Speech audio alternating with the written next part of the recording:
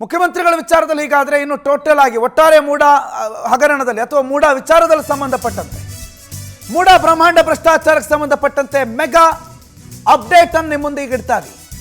ಕೊನೆಗೂ ಮೂಡಾಗೆ ವಾಪಸ್ ಬಂದಿದೆ 400 ಕೋಟಿ ರೂಪಾಯಿ ಮೌಲ್ಯದ ಸೈಟು.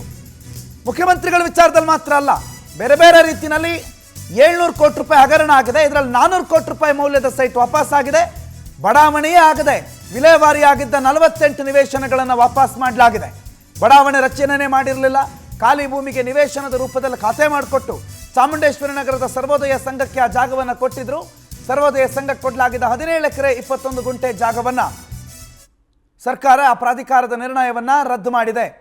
ಅಲ್ಲಿ ಯಾವುದೇ ಬಡಾವಣೆನೇ ಮಾಡಲಿಲ್ಲ, ಖಾಲಿ ಸೈಟನ್ನು ಬಡಾವಣೆ ಅಂತೇಳಿ ಖಾತೆ ಮಾಡಿಕೊಟ್ಟು ಅದನ್ನು ಅಕ್ರಮವಾಗಿ ಯಾವುದೊಂದು ನವೋದಯ ಸಂಘಕ್ಕೆ ಮಾಡಿಕೊಡಲಾಗಿತ್ತು. 1986ರಲ್ಲಿ ಈ ಸಂಘ ಆರಂಭ ಆಗಿದ್ದು. ಈ ಸಂಘಕ್ಕೆ ಒಟ್ಟು 143 ಜನ ಸದಸ್ಯರಿರುವಂಥ ಸಂಘಕ್ಕೆ 48 ಜನರ ಹೆಸರಿನಲ್ಲಿ ಖಾತೆ ಮಾಡಿಕೊಟ್ಟಿದ್ರು. ಒಟ್ಟು ಮೌಲ್ಯ ಅದಕ್ಕೆ 400 ಕೋಟಿ ರೂಪಾಯಿ ಆಗ್ತಾ ಇತ್ತು.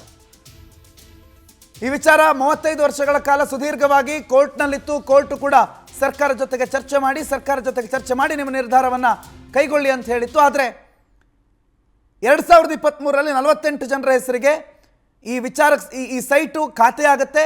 ಆಮೇಲೆ ಸರ್ಕಾರ ಈಗ ಕೊನೆಗೂ ಮೂಡ ತೆಗೆದುಕೊಂಡಿರುವ ನಿರ್ಧಾರವನ್ನು ಆದೇಶವನ್ನು ವಾಪಸ್ ಪಡೆದಿದೆ. ಆ ಆದೇಶವನ್ನು ಕ್ಯಾನ್ಸಲ್ ಮಾಡಿದೆ. ಆ ಮುಖಾಂತರ 400 ಕೋಟಿ ರೂಪಾಯಿ ಮೂಡಾಗೆ ವಾಪಸ್ ಆಗಿದೆ.